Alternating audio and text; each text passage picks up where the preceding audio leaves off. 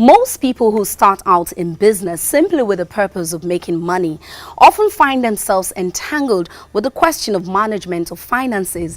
They end up spending most, if not all, of their resources only to find out that they don't have enough funds to continue the succeeding cycles.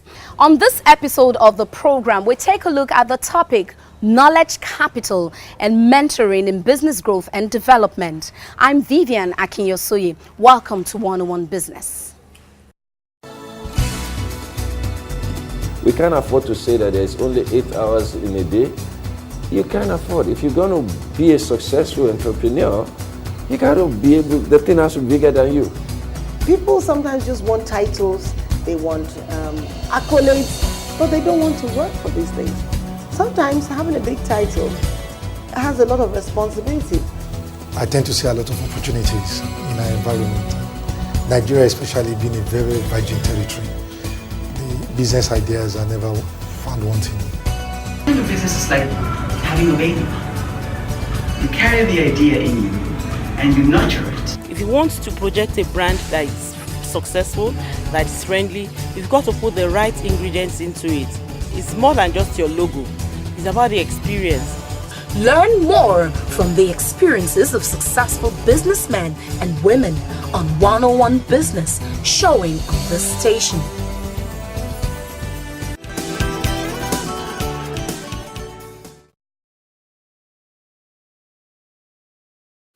What is the relationship between knowledge capital, mentoring, and entrepreneurship? How do these three impact on the growth and success of a business? We'll take a look at highlights from the School of Entrepreneurship, where financial trainer and country director Jeff and O'Brien, Pascal Odibo, speaks on the topic knowledge capital and mentoring in its practicality.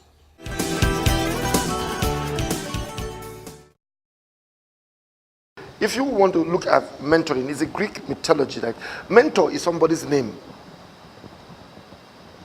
Yeah, and I don't know how to do it. Somebody's name who used to help someone in the old Grecian Empire, and people loved what he did, protected the child from harm. Okay, and they began to answer. So people saw what he was doing and said this was good, and people began to answer. People began to say this is a mentor. Indeed, it's somebody's name.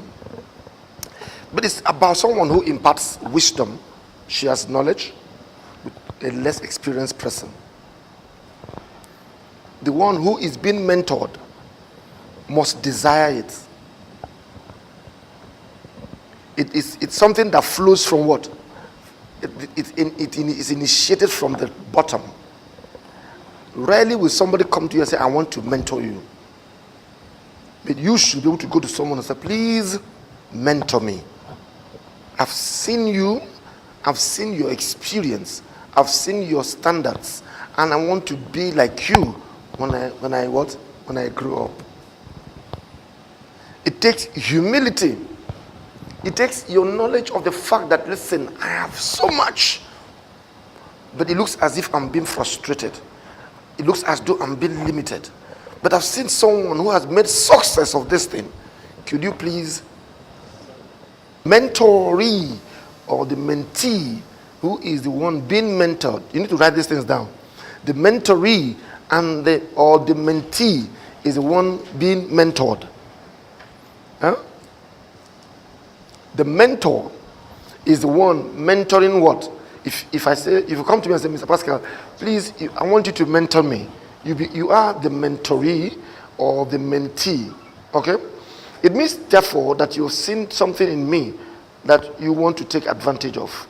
And I am prepared, and I have the time, I am trusted, and I'm knowledgeable on the subject matter. Don't you ever submit yourself to someone who does not have the requisite experience, but I dare say he has success in the things he wants you to mentor. There is no coach that will coach a player that has not experienced football in the field. It's absolutely important that you're able to trace back the individual's capacity, capability, knowledge, grace, and strength in that particular thing that he wants to what?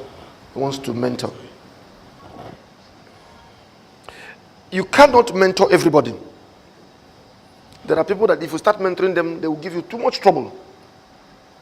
That they're even around you is not, that somebody is already dancing around you is not a reason to do what? To say I'm mentoring. No, that's not true. You don't sit down here in Nigeria and you say Bill Gates is your mentor. It's not possible.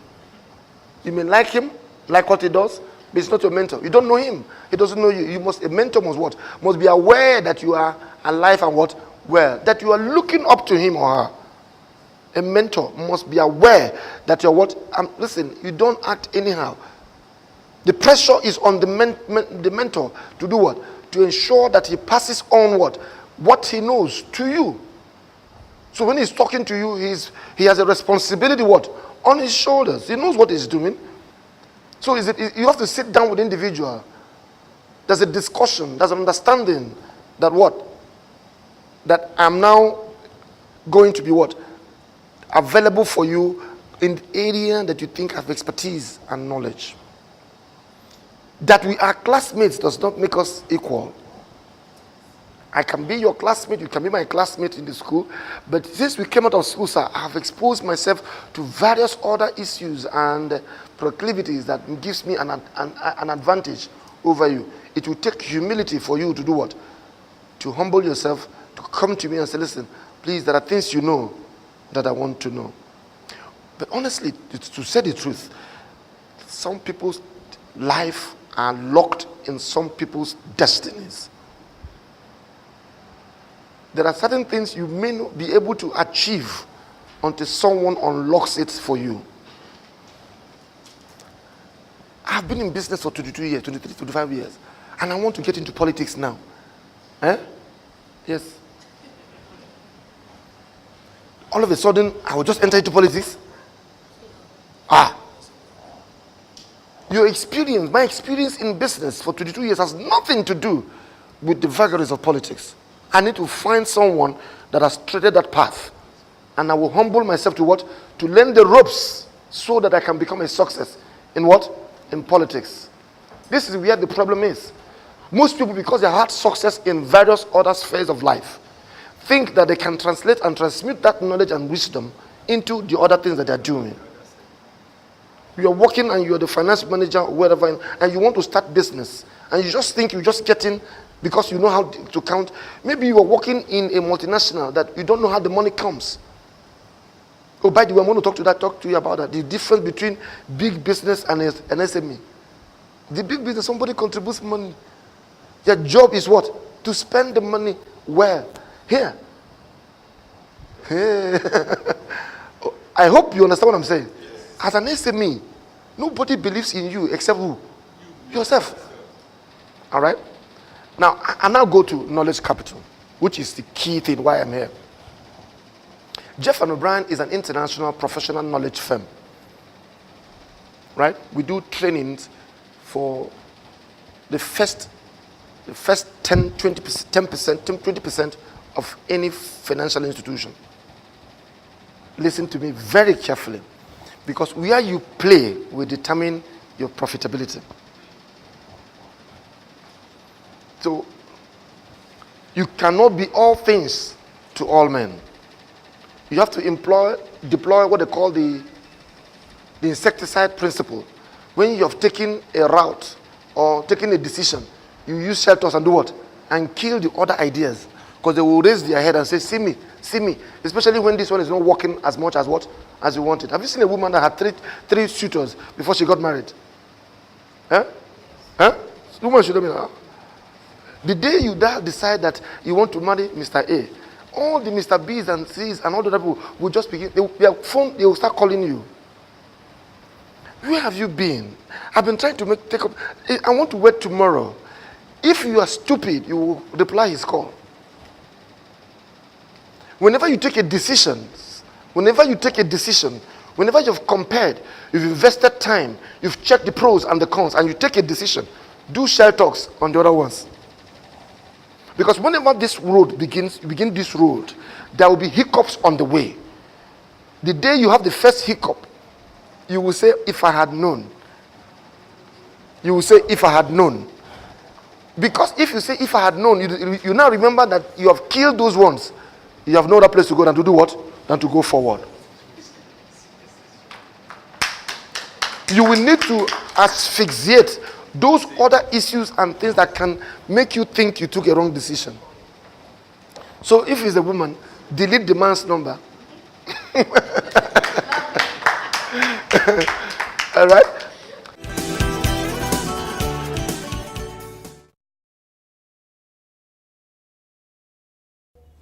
We'll now take a break, and when we return, we'll be speaking with Professor Lanre Awosika-Fapetu as she sheds more light on mentoring shortly.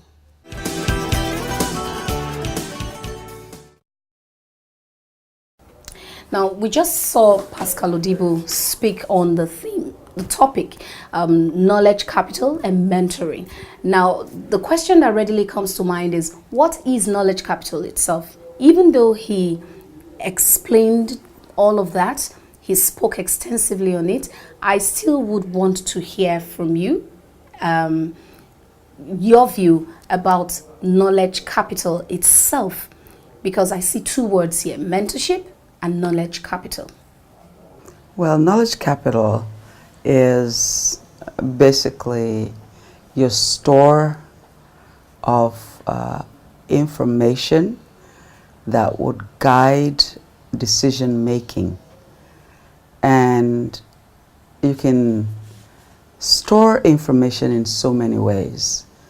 We store information from books, we store information from our experiences, but the link with mentoring is storing information from somebody who had already walked in a particular path that you are getting ready to walk in, or that you're already walking in, but you think that person can add value to what you are currently doing. And so the two are related in the sense that mentorship is another source of information where you can gather knowledge and so therefore boost your knowledge capital. So the two are interwoven. You don't ask to be mentored just because you like the person. You ask to be mentored just because there's a lot that you can gain from that person's experience, whether it's personal, whether it's business related, whatever it is that you see in them that can add value to your life, then you're able to gather knowledge given those perspectives. Now, the one who is being mentored must first desire it. How do we comprehend that line? First of all, you have to look at the character of the person you're asking to mentor you. Before you would approach someone for mentorship, definitely there must be something that you have seen in them that they can add to your life. It sounds selfish, but really the whole idea of mentoring is to say, there's something that I see in you that can add value to my life, and I want to be a part of your life so that I can gather that knowledge, that information, catch on to some of your experiences, latch on to some of your experiences so that I can be a better person. And so you must first look at the character of that individual. That was why I said, just because you like somebody, it may be that there's something in their lives that if it comes out, you will not be too proud to say, I'm associated with this person. So character is key. And then make sure that this person is successful in whatever it is that they're doing. There's no need to latch on to someone who's going to lead you astray or going to lead you down a path that's going to lead to failure. So this person is already successful, and you know that they can add value to your life in terms of whatever plans you have, whatever projects you're working on. Make sure that, yes, they have done it, they've been successful, and they were successful as being on the up and up. Not somebody whose success is evident, but the way they attain the success is questionable. So you need to be careful who you're asking to mentor you. Then you also need to make sure that the person has the time to mentor you, or you have the time to follow along with that person and make sure that, because sometimes people are very busy, or you can still learn a lot from them. So you need to subject yourself, submit yourself to that person's schedule or timing, because they're busy people most of the time. It's the reason they're successful is because they keep doing what they're doing. And so you need to make sure that they have the time to give you so that you can benefit from their experiences. And so it's got to start with an initial meeting to say, sir or ma'am, I'd like you to mentor me. And these are the reasons that I would like to be mentored by you. And then let them tell you whether they have the time to mentor you or not. Because mentorship takes a lot of work. You have to have regular meetings. It's not just sufficient for you to just hang around that person. There has to be constructive, regular meetings to say, okay, what are you doing now? Where are you on this, that, and the other that we talked about? Because your mentor has to be in a position to motivate you. They have to be in a position to chastise you. I mean, rake you over the coals if you're doing something because they too would not want to be associated with you if you are not on the up and up, because you would drag their name in the mud. And so you have to be willing to be chastised by your mentor. Not only that, your mentor is free to give you advice. Well, you're free to not take it. But then if you don't take advice from your mentor, guess what's going to happen? The relationship will soon end, because if they tell you to do one thing, you do another, it backfires, they're not going to be there to clean up your mess. And so your mentor should also be able to open doors for you. You know, there are places that you can't go, but your mentor can go. Then they need to be willing to do that for you. So you've got to take the good with the bad. When they're opening doors for you, it's great. When you're messing up, they've earned the right, to chastise you. And so it takes work on both sides. And it shouldn't be a one-way thing. What am I going to get from my mentor? It's also you making yourself available to your mentor, so that you can give something back into that relationship. And as you're making yourself available to your mentor, you're learning. Sometimes it's just watching your mentor make a decision.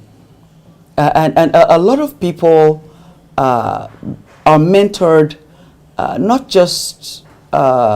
directly, but you make up your mind to say, I'm going to follow in the footsteps of this person.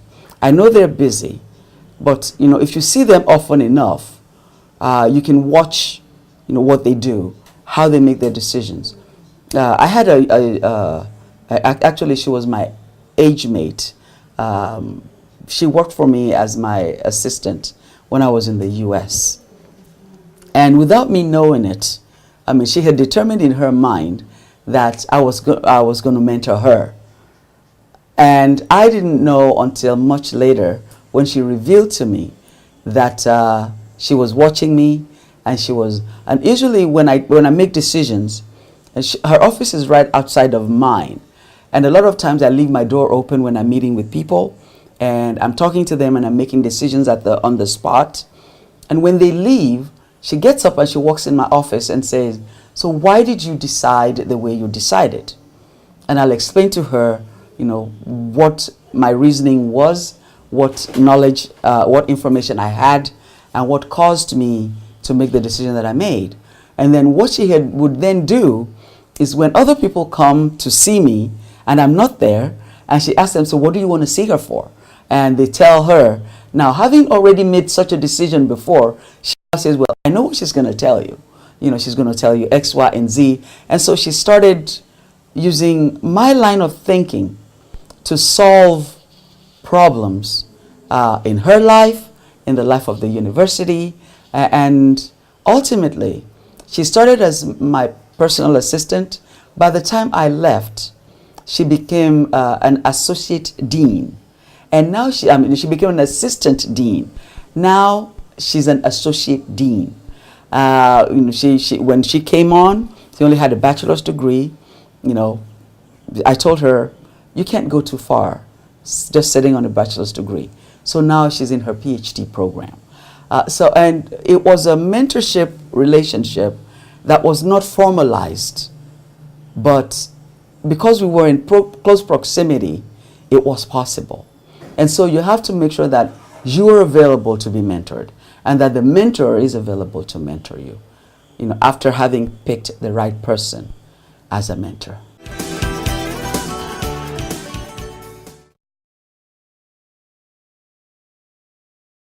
And that's it on 101 Business. If you want to advertise or participate on the show, you can call us. The numbers are on your screen. You can also check out our website at www.101business.tv. I'm Vivian Akinyosoye. See you same time, same station next week. Bye-bye.